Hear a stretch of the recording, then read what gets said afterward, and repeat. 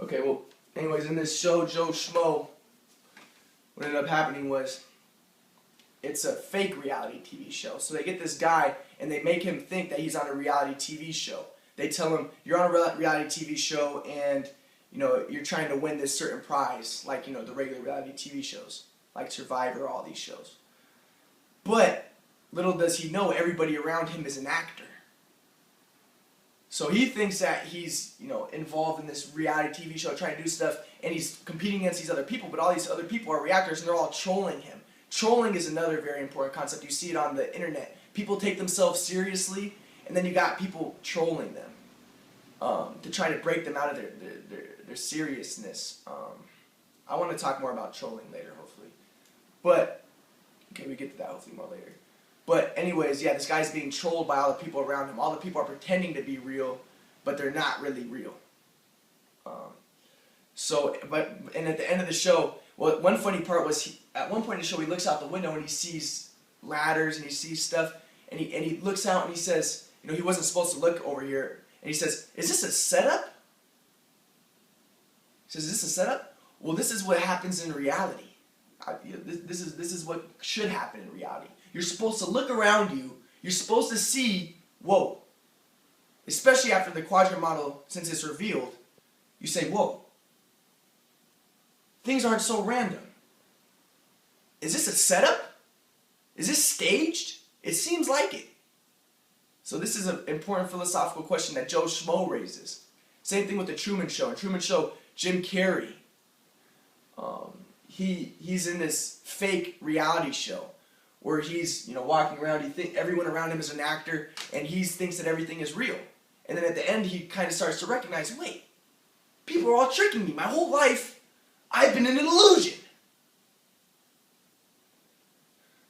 So the funny thing about that, I want to mention one thing about the Truman Show, is that in the Truman Show, Jim Carrey, the guy, his name is Truman, he breaks, I think his name is Truman, he breaks out of his, you know, he has a premature birth from his mother.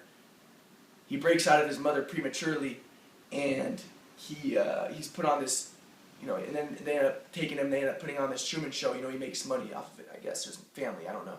But they put him on a Truman Show, but the fact is he had a premature birth. So the idea is, he already from the womb wanted to break out. He was probably in the womb saying, hey, I don't like it here.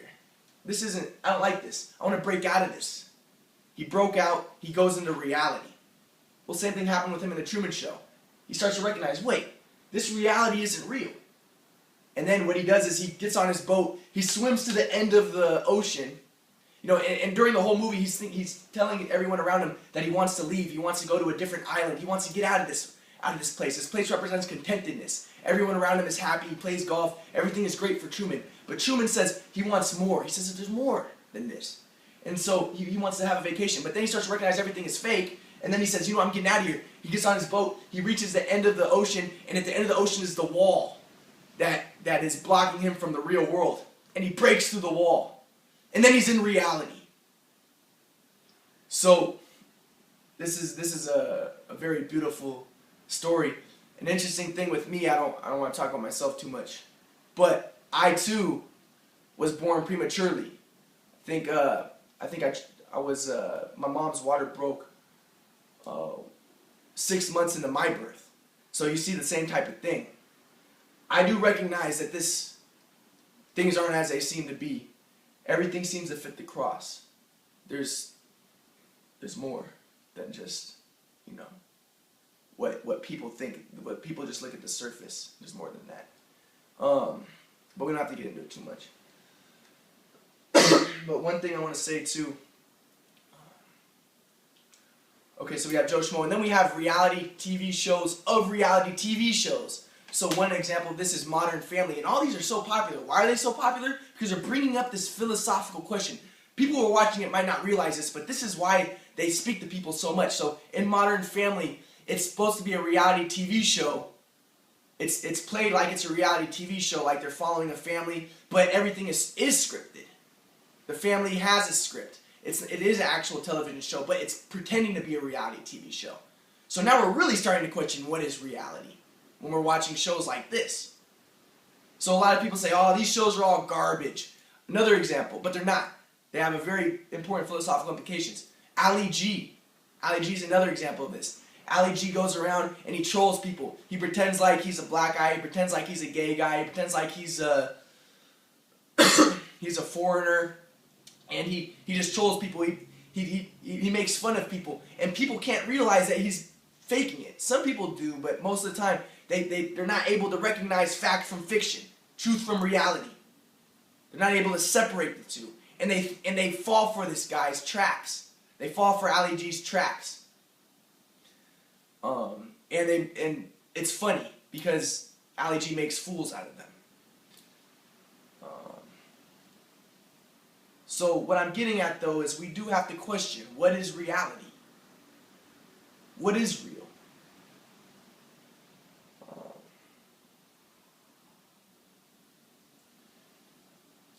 Back on the topic of art though, too, a little more with art.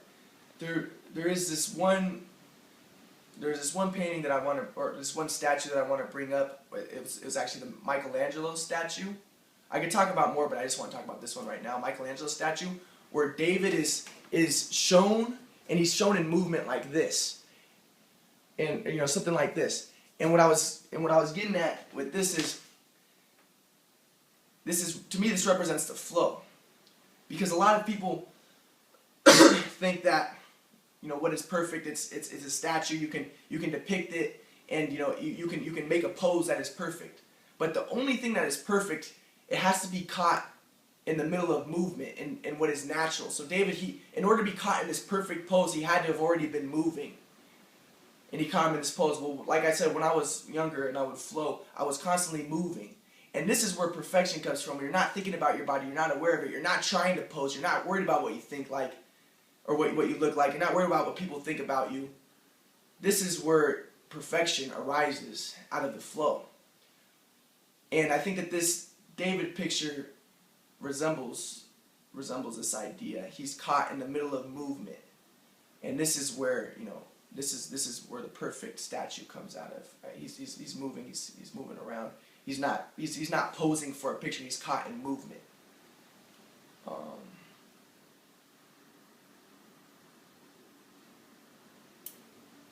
And I think that a lot of people would look at Einstein and they would say, man, Einstein, he just didn't get it. He didn't believe in quantum mechanics. He insisted there was a steady state universe. He was stubborn. But Einstein actually knew the truth. Einstein said that there was a steady state. He said that God doesn't roll die. He knew that there was an order that people who were talking about that everything is random, that these people were missing out on. He said that there could be no way that God just rolls die. There is a higher order. There is a higher reality, and this is what he was getting at with the steady state. And the way I see the quadrant is that is everything. There is a steady state. Everything takes this form. No matter what you see everywhere, this form is always expressing itself. The quadrant, the cross.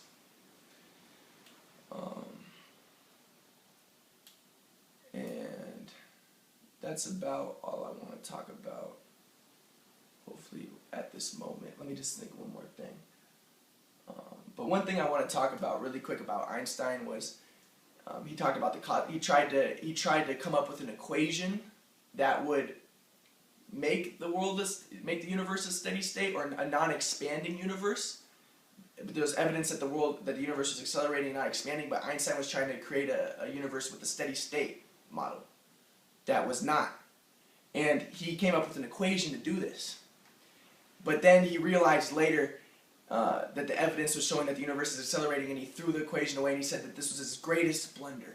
This was the biggest mistake he made. And he felt really embarrassed about it. Well, remember the quote in the story of the Gospels where Jesus says the stone that was cast aside shall become the capstone in this story.